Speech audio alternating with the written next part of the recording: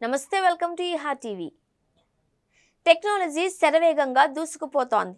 ఇప్పుడు ఏకంగా మనిషి సృష్టికి కూడా సాయం చేస్తోంది.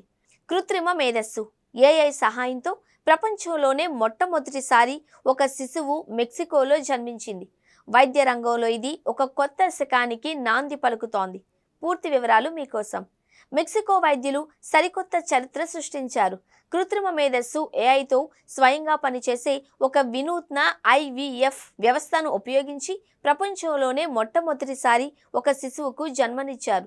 ఈ విజయం ఇంట్రాసైటోప్లాస్మిక్ స్పెర్మ్ ఇంజెక్షన్ ప్రక్రియకు ఒక ముఖ్యమైన ప్రత్యామ్నాయాన్ని అందించినట్లయింది. వైద్యులు తెలిపిన వివరాల ప్రకారం ఈ అత్యాధునిక వ్యవస్థ మానవుల సహాయం లేకుండానే సంప్రదాయ ఐవీఎఫ్ ప్రక్రియలోని మొత్తం 23 క్లిష్టమైన దశలను విజయవంతంగా పూర్తి చేయగలదు.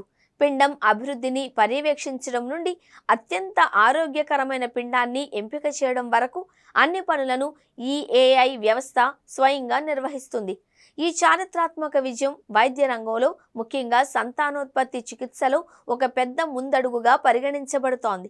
మానవ ప్రమేయం తగ్గడం వల్ల ప్రక్రియ మరింత ఖచ్చితత్వంతో సమర్థవంతంగా జరిగే అవకాశం ఉంది అని వైద్య నిపుణులు భావిస్తున్నారు. అంతేకాకుండా ఇది ఐవీఎఫ్ చికిత్సను మరింత అందుబాటులోకి తీసుకురాగలదు అని ఆశిస్తున్నారు.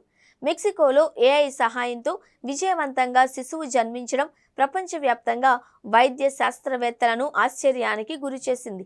రాబోయే రోజుల్లో సంతానలేమి సమస్యతో బాధపడుతున్న లక్షలాది మందికి ఈ నూతన సాంకేతికత ఒక ఆశాకిరణం కానుంది.